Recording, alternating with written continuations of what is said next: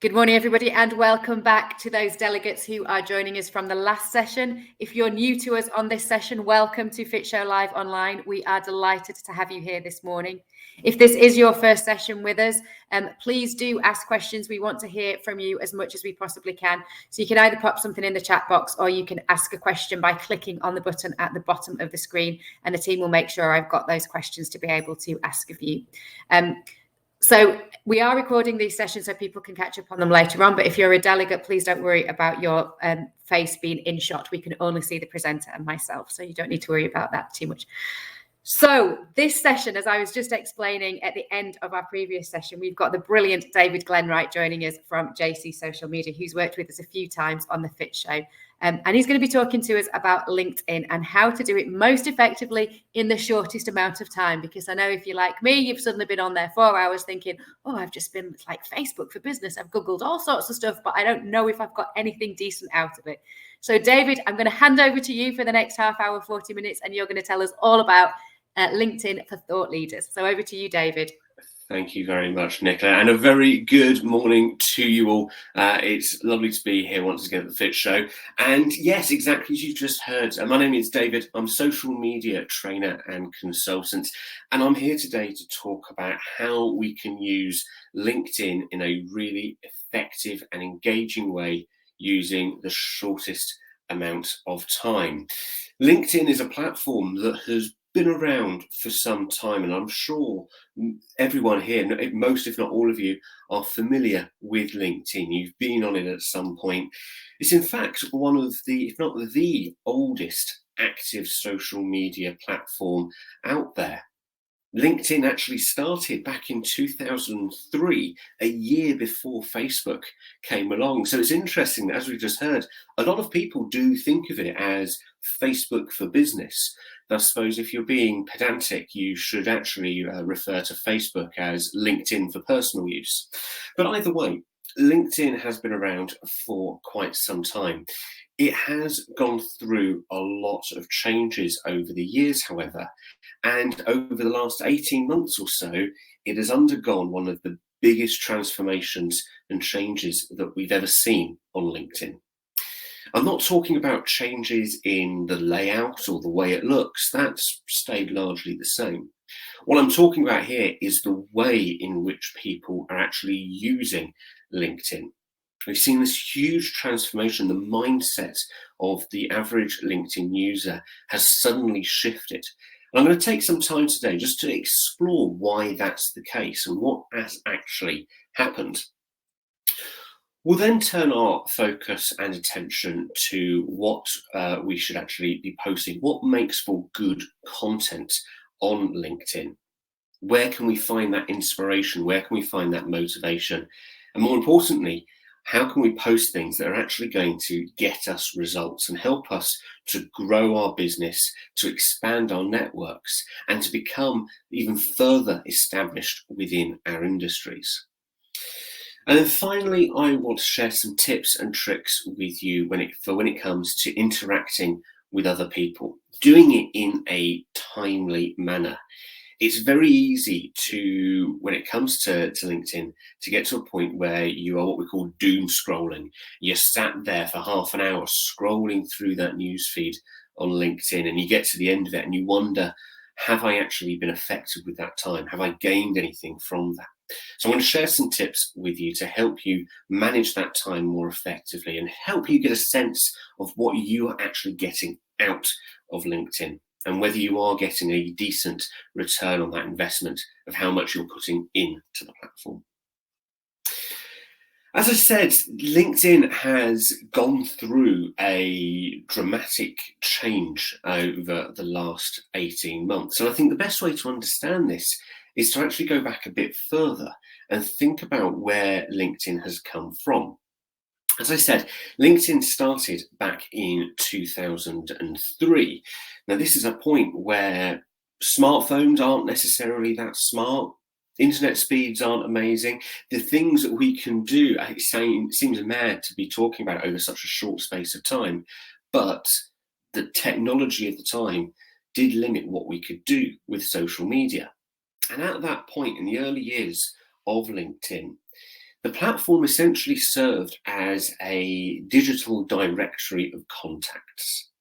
That's how most people used LinkedIn. It was a way for you to have that digital connection with someone so that you could easily drop them a message and get in touch in the future. The mindset behind it for a lot of people was, well, if I'm going onto LinkedIn, I've got my network on LinkedIn, but these are people that I already know. Generally, the best practice was that you would go to a networking event, you'd meet someone, you'd exchange business cards, and then once you get home, you'd go onto LinkedIn and you'd connect with that person. So you're essentially digitally reinforcing the relationship that you'd created in a physical setting. Indeed, LinkedIn actually kind of encouraged this behavior. You may remember once upon a time, if you sent someone a connection request on LinkedIn, it would actually ask you to verify that you knew them by putting in their email address to prove that you knew them and you weren't just trying to spam connect with lots of people. Over the years, LinkedIn started to grow and evolve, the functionality started to develop, and in the back end of 2016, LinkedIn was actually acquired by Microsoft. So Microsoft are the owners of LinkedIn, and they were keen to encourage more networking activity to start and take place on LinkedIn itself. And so they made it easier for you to search and connect and engage with people. And some of you may have tried that for yourselves already, using that search bar at the top of the screen on LinkedIn to search for project managers or business development managers or MDs, and to find people, reach out and make that initial approach over on LinkedIn. Microsoft made this a lot easier for people to do, and the result is that some people did do it quite heavily. And I'm sure some of you are sat there right now thinking, yep, I've been on the receiving end of that. I've been on the receiving end of receiving dozens of connections from different people trying to sell me things, trying to promote something or get someone, establish a meeting. Basically, it feels like you're being spammed by salespeople. And sometimes it can feel a bit irrelevant. For example, my job title is head of training, and I quite often will be mistaken by people on LinkedIn for being someone that works in a HR capacity. So I will regularly receive connection requests from people that work in developing HR software and things like that, trying to sell it to me. And this put a lot of people off from using LinkedIn, certainly using it heavily. I've met a number of people over the years who have said to me that they like the idea of it, but they don't like logging on to LinkedIn and every time they do, having a dozen connection requests from people trying to sell something to them. LinkedIn had become a very one-directional. People are only ever really using the search tools and then reaching out to people on a one-on-one basis. At the heart of LinkedIn was a news feed, a feed of content that we can post from.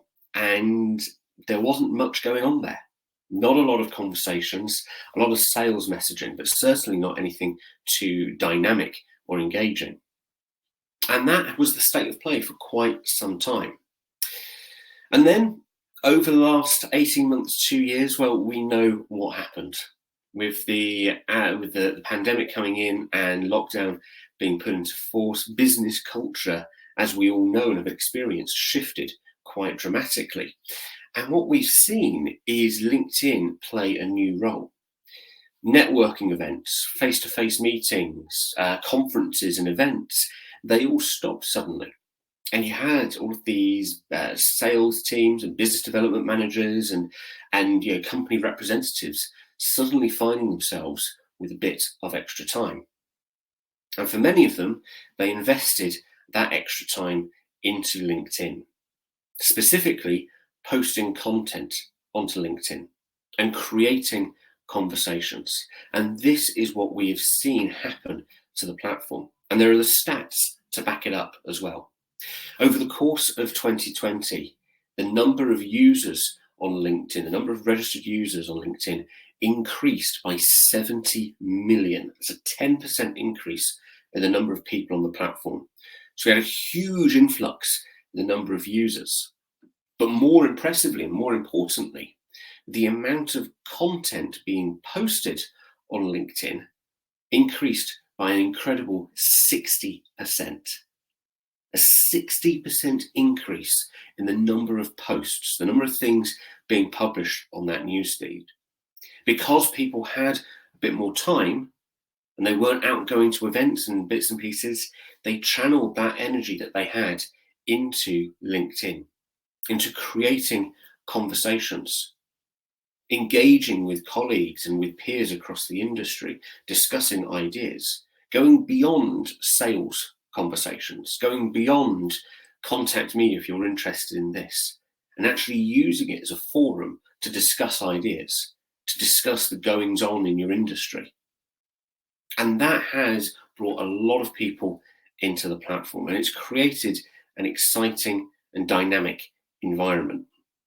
The key phrase, and it's a bit of a buzz phrase, but the key phrase that now exists on LinkedIn is thought leadership, and using LinkedIn as an environment to engage in these conversations and to demonstrate yourself as being a thought leader, demonstrating to your community that you are an expert in your field, that you and your colleagues and your company are specialists in what you do, are the experts. And this is where the opportunities now lie. It's going to be really interesting to see over the next year or so, as we start to transition from digital events back into the physical, what role LinkedIn plays.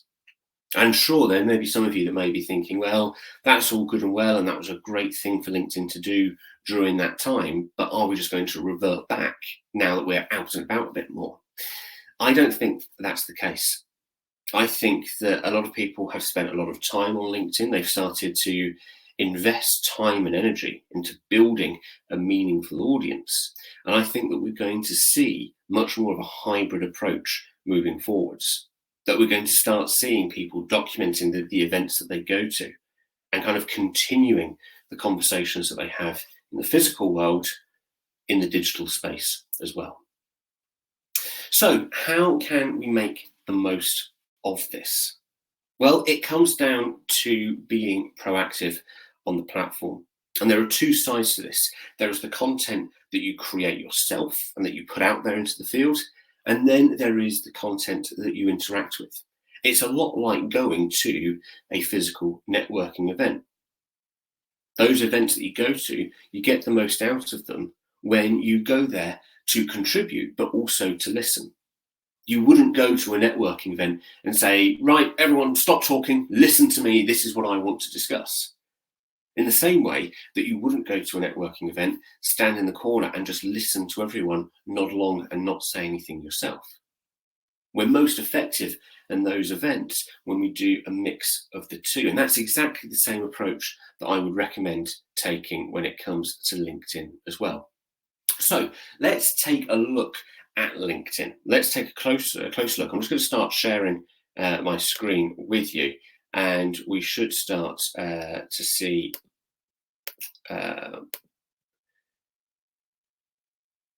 you'll start to see my screen now, and we're taking a look here at the homepage on LinkedIn. Obviously, for the purposes of this demonstration, we're taking a look at the desktop version, but you can, of course, if you're on the move a lot, you can, of course, use the mobile version for LinkedIn as well. Now, there are two ways in which we can post content on LinkedIn.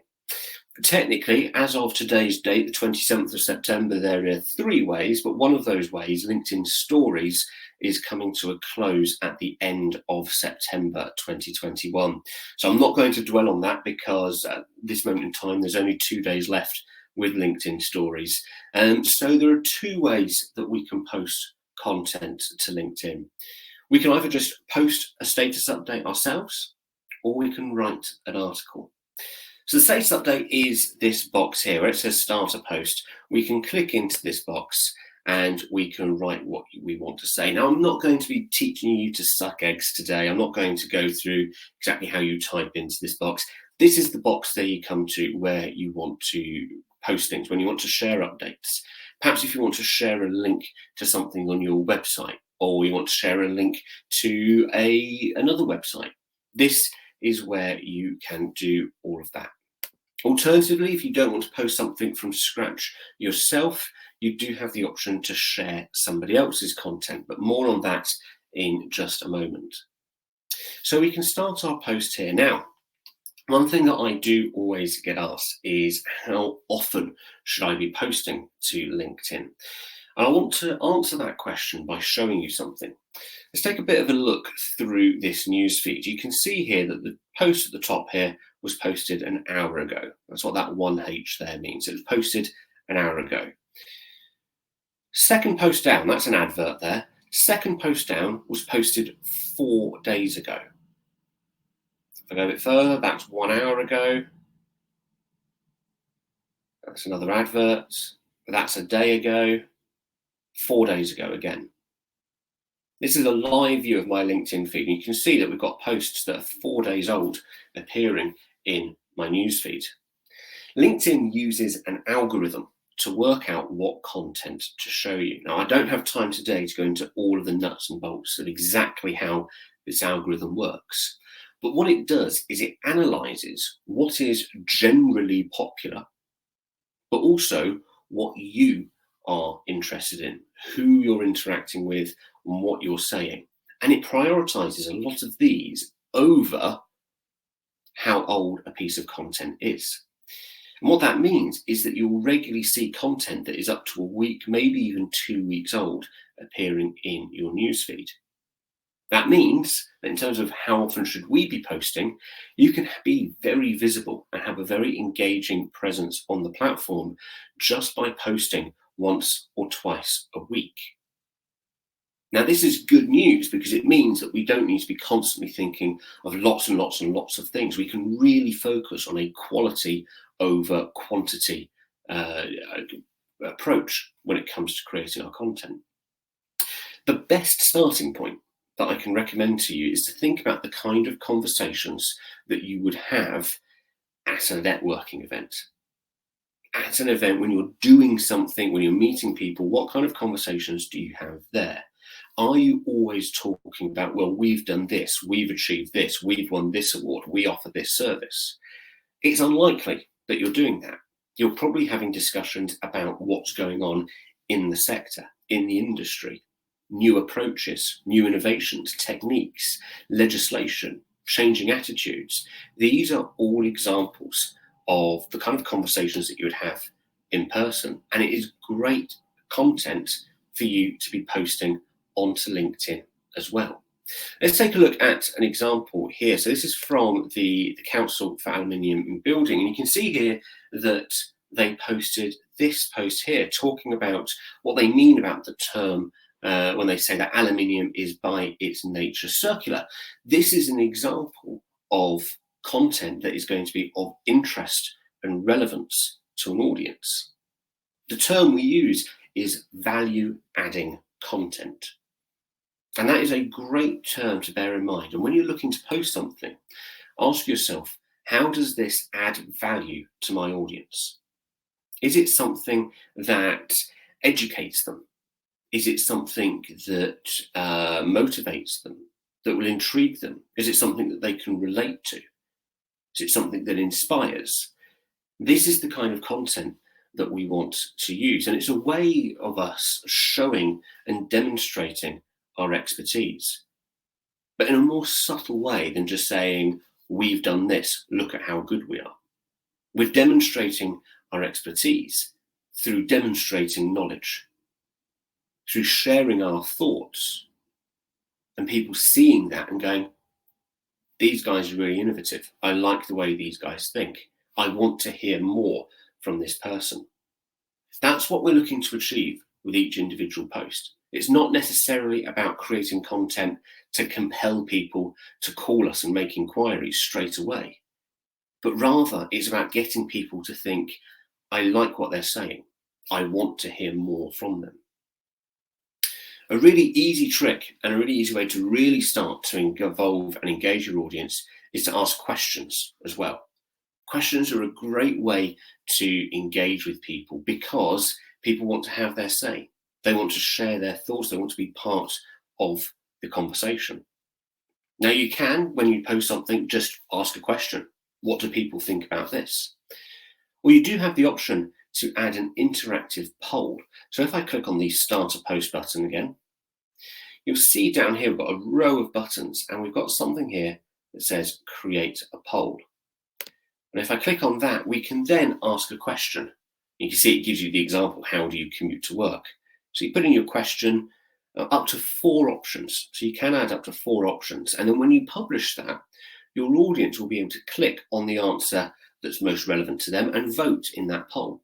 Once they've voted, they'll then see the percentage split as to who's voting for what. But here's the really cool thing about LinkedIn polls. You as the author, you get to see who has voted for what. The rest of your audience can't. If you posted a poll and I voted, I wouldn't be able to see who's voted in the answers, but you would. And this can be a really useful follow-up tool. Because if you ask a question about, have you ever considered X? Have you ever considered about the environmental sustainability of your work? You can see the people that say vote no, and you can then follow them up privately with conversations. So it can be a really powerful tool, not only to be a thought leader and to create compelling discussions, but also to use it as a follow-up tool to support business development. One thing that what we do need to be mindful of, though, of course, is the length of the content and how in-depth these discussions can get. It's very easy to go on a bit of a ramble and to write a long piece of content. And that's where the second form of content comes into play. You'll see here that we've got a button just here that says Write Article. And if I click on Write Article, it asks me who to post as. So if you're the admin of a company page, it will allow you to write an article as either yourself or your company page. And then we can see that it takes us to almost like a blog writing platform. And I can write a long form article here.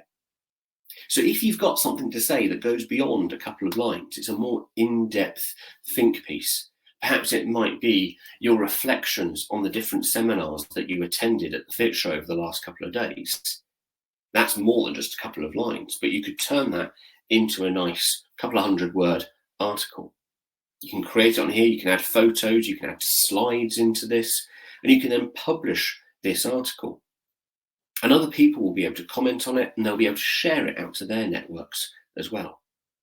So articles are a really great tool to go more in depth, to go into more detail. If you have a company blog on your website, you can use that content and you can re-syndicate it and republish it here on LinkedIn to help with the reach and the exposure. Let's take a look at an example of an article. So this is my colleague Joe, and he's a digital marketing specialist such as myself. And you can see here that he's written a couple of articles. Could social media be detoxed by removing likes? Is Instagram the future of e-commerce? Taking photos that perform on social media. These are not sales pieces. These are the services that we offer. These are the thoughts of someone who is an expert in their field. And if we take a look at this article, for example, all about taking photos that perform well, he shared some tips and tricks. He's not saying, contact me today if you'd like a lesson to learn how to do this. He's saying, here are some thoughts of ours. Here are some tricks. We go back to one of the other articles. Could social media be detoxed by removing likes? This is his opinion. It's his thoughts. He's sharing links to sources, but it's a discussion. It's a thought leadership piece. And at the end, we can see a number of comments from different people being part of that conversation. So if you have got more detailed things to talk about, you want to go deeper, you want to share more, articles can be a really useful tool for you. You may remember earlier I mentioned the algorithm, about how the algorithm is there to work out what content to show us based on who we've interacted with, but also what's generally popular. This is another great tip and a great way to help your content to reach further ashore.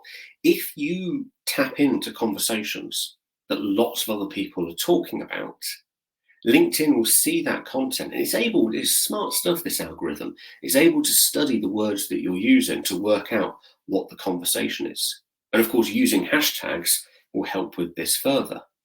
But if you're able to tap into trending news stories, trending conversations, LinkedIn will actually show your piece of content to a larger number of your followers, a larger number of your connections. So, for example, at the moment here in the UK, there is a supposed fuel crisis, no shortage, of course. It's just with everyone panic buying, it's suddenly become quite difficult to obtain. So anyone talking about fuel, about logistics, about HGV drivers, about infrastructure, any content about that, LinkedIn's going to be picking up on that, going, you're talking about that UK fuel crisis. That's what everyone's talking about at the moment. Therefore, we'll show your post to a larger number of users. So if there are ways for you to tap in to big trending conversations, it's something that I would always recommend doing. Take a look at industry news articles, main news websites, and see if there's anything that impacts what you do, your specialisms, the industries that you work with. See if there's a way that you can tap into those conversations. The other thing that we can do along a similar vein is to keep an eye out for awareness campaigns and awareness events. Now, this is a useful little website here called awarenessdays.com. And what you can do with awarenessdays.com is you can get a directory of all sorts of different awareness days and campaigns and weeks and months. Some of them might be a bit tricky for you to tap into. Sourdough September, for example, might be a bit of a tricky one for you to kind of create content for. But there are lots of others. Organic September, what else have we got here? The Festival of Learning Have a Go month. So encouraging an event that is there to celebrate the benefits of lifelong learning. So you might tap into this and talk about how some of your senior members of your company have recently been on a course to learn new skills.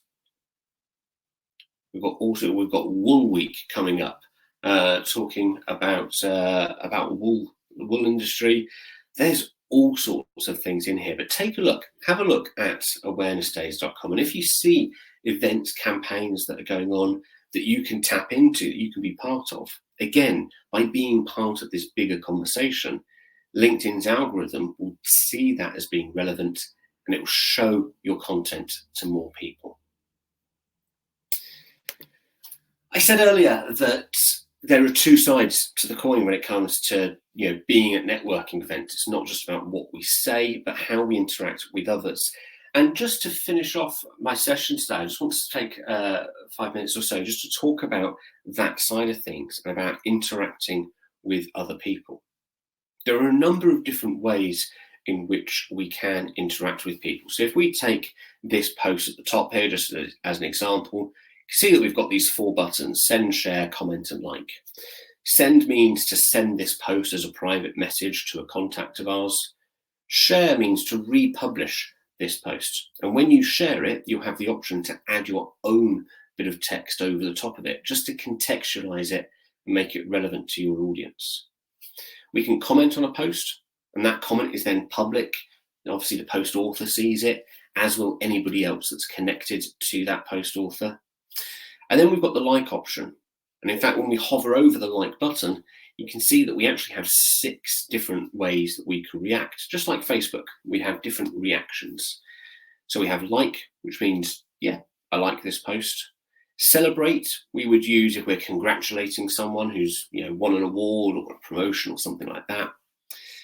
The support reaction is ideal for people where they're posting something, maybe talking about a hardship that they've been through, and a like might seem distasteful, so you want to react in a slightly more compassionate way. The love reaction for when you really, really do like something. The insightful reaction for when you read something that you found interesting and intriguing, you found it really helpful and useful. And then finally, the curious reaction. A word of warning with the curious reaction. It's intended as a way for kind of saying you found this quite interesting and you'd like to discuss this further. But we have seen evidence that a lot of people, certainly in UK markets, use it as kind of in a slightly more negative way, almost like a way of saying, I think what you're saying is a load of nonsense, but I'm too polite to say that. So I'm just going to go, that's curious.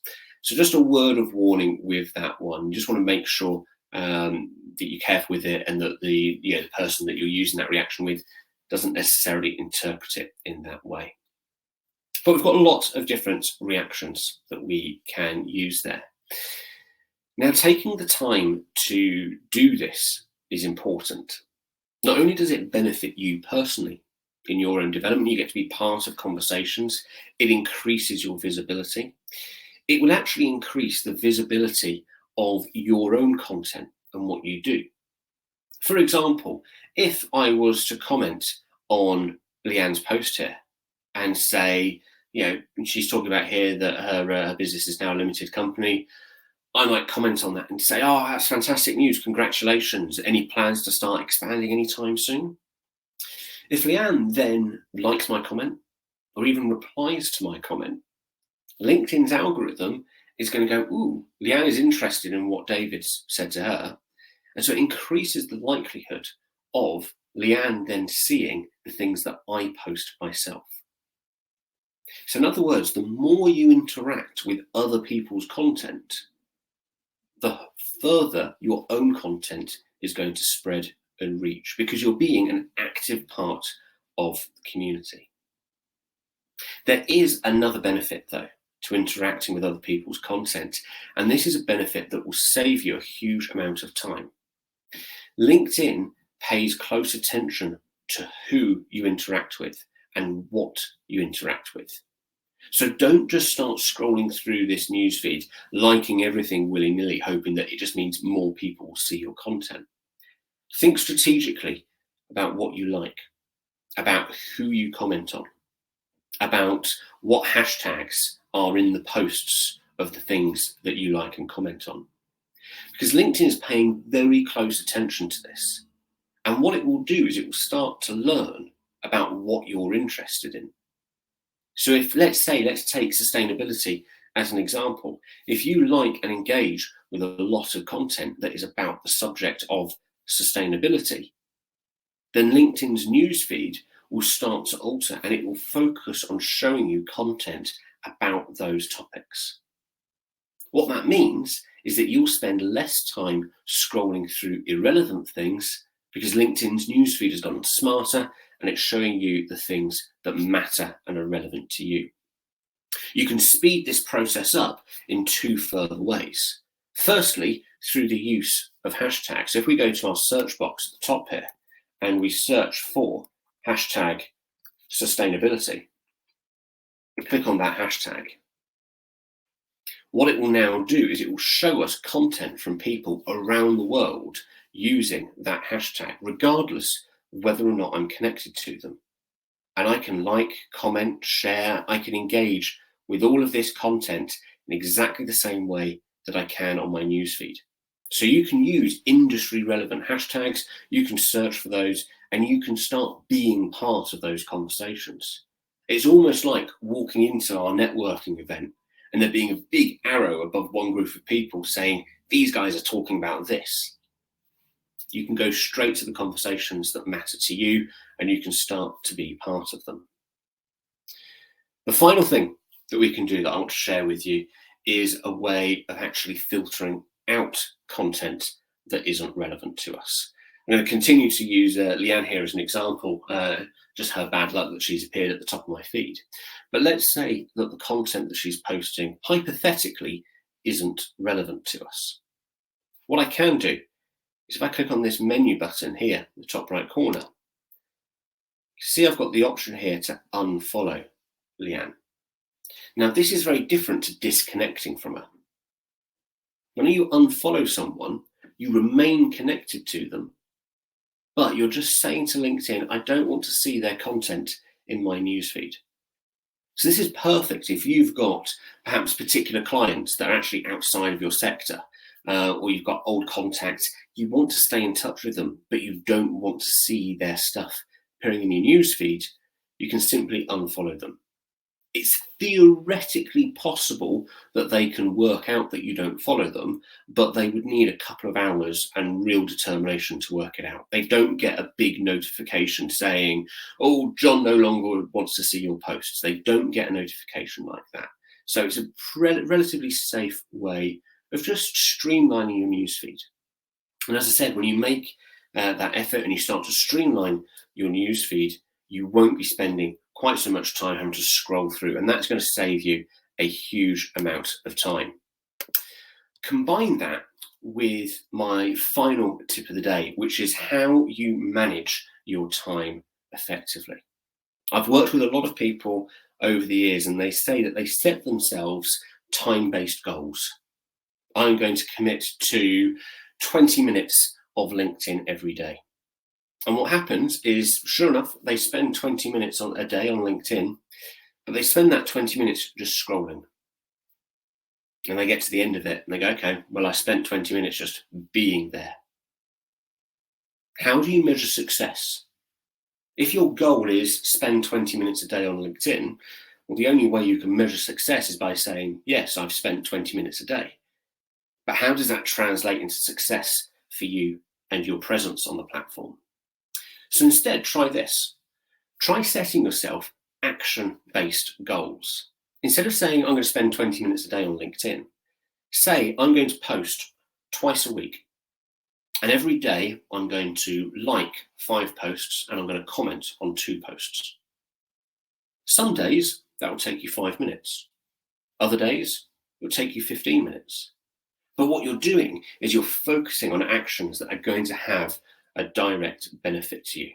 You're not just going to be absent-mindedly scrolling, you're going to be actively looking for things that are relevant to you, engaging in those conversations that will show you to be an expert in your field.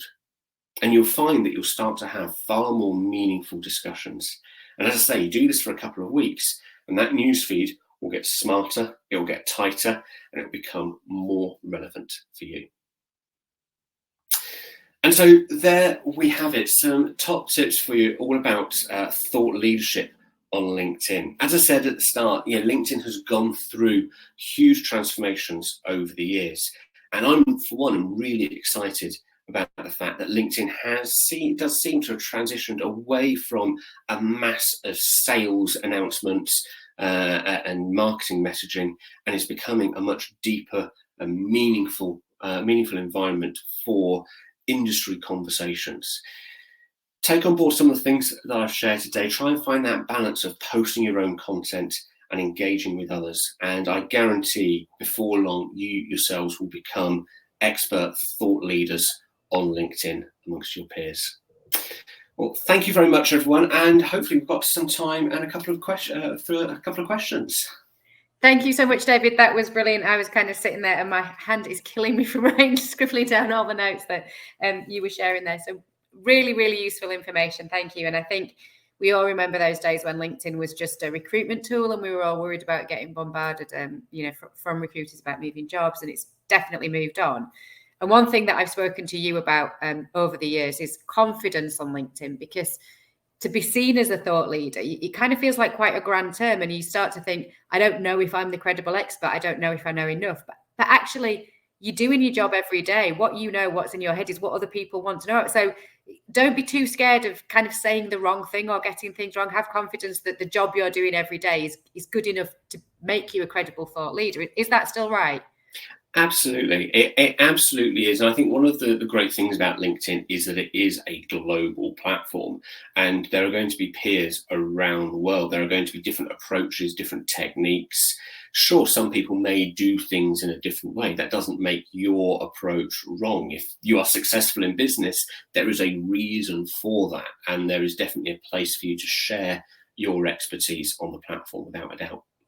Perfect. And I think it is that thing about, it's your opinion a lot of the time. So you're not kind of saying this is the only way to do it. It's just a way of saying, I've had some success doing it this way. There might be something that inspires you. I'm not necessarily saying this is going to be right for everybody, but it's a comment or an observation I've made. So we do have some questions from our audience. So firstly, what are your golden rules of content in LinkedIn now that those lines between Facebook and LinkedIn are getting slightly eroded? Very good question, and a hot topic as well at the moment. My answer to that is I had one rule. If I was at a physical networking event and I'm sitting in a circle of people that included my CEO, one of my team members, an active client, someone I'd love to do business with, and someone who I have no idea who they are, would I say this? That's simple, because all of those people are on LinkedIn and theoretically will have access to the content. So that's the rule that I tend to follow. Now, I've seen a lot of stuff like very personal posts, I'm on holiday, doing this with my kids, all of that. I think it's great that that content exists on LinkedIn because we're humans, we're people, and we do talk about our holidays and our families, even in professional environments. But what I'd always talk about is how is that relevant to what you do professionally?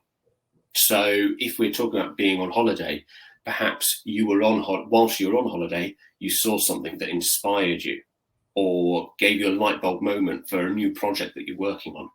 Or perhaps when you are talking about your child performing in the Christmas concert, you're talking about how you're so grateful for the team that you manage being so effective that you can afford to take that time off to see your child grow and develop. Think about how that content is relevant to you in a professional setting and apply that context to the post. That would be my top tip. Perfect, thank you. And another question that I'd had from somebody, but I think you sort of answered it in your summary at the end, was if I just had 20 minutes a day to spend on LinkedIn, what is the best thing that I could do with that time? Yeah, well, it's as I said, if you've got that kind of time frame, try and move away from that and set it to a more action-based thing. So set yourself a goal of maybe 5 things to like and 2 things to comment on, and posting twice a week. Some days you'll spend 10 minutes. Some days you might spend a bit more. You might spend a bit, half an hour or so. If you find yourself spending 40, 50 minutes a day regularly, rein those action goals in a bit. But yeah, I think if you make it an action-based activity rather than time-based, you'll be a lot more focused in what you do and you'll be able to appreciate the benefits a lot more. Yeah, I guess it's like any marketing initiative, whether you're investing time or money, and it's the outcomes rather than the outputs that you're looking at, necessarily. So how many things have I liked versus, well, what did that like actually generate for me in terms of a conversation that's grown my business or helped me develop? So it's really looking at what was the result of that interaction rather than how many of them that you've done. Absolutely. Sometimes more difficult to measure. And the final question I've had in from somebody, which is veering off slightly just LinkedIn itself, but looking at scheduling. And there are tools out there where you can post the same thing on Instagram, on LinkedIn, on Facebook, on all of the platforms. As things have evolved in social media, is that no longer the best, most effective way to do things? Should you be posting different content on different platforms? So I think you need to think about your relevancy to your audiences. It may be that actually your presence on LinkedIn is serving a very different purpose to your presence on Instagram, for example. So for many brands, Instagram is very public, consumer facing, whereas LinkedIn is perhaps a bit more corporate, a bit more kind of B2B focused. I've seen some businesses that use LinkedIn. They don't talk about their services at all. LinkedIn or Instagram rather, because they're more of a B2B business. Their Instagram is purely about their team, and it's almost like a HR tool to help with recruitment. So I think you need to think about, well, what's my strategy on each social platform? Who are my target audiences? If they're the same, then yes, by all means, there can be some overlap. But you do also need to bear in mind things like number of hashtags. As a random example, expectation is that Instagram, you might have, a dozen, 15 hashtags on a post. That wouldn't go down particularly well on LinkedIn because the expectation of the audience on LinkedIn is that you'd only have 2 or 3 hashtags. Mm-hmm. So it very much depends on your own strategy, really.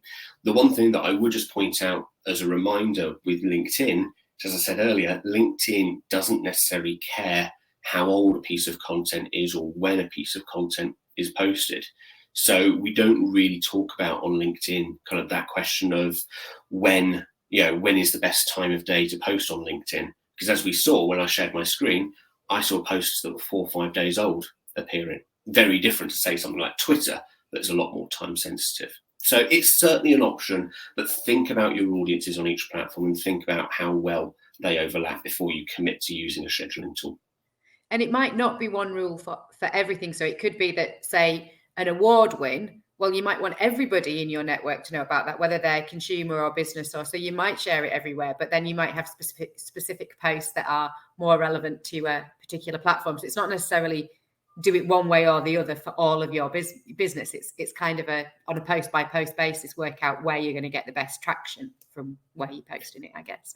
That's exactly it. You know, in a nutshell, I always try with my clients, I always try to avoid talking about what's our social media strategy.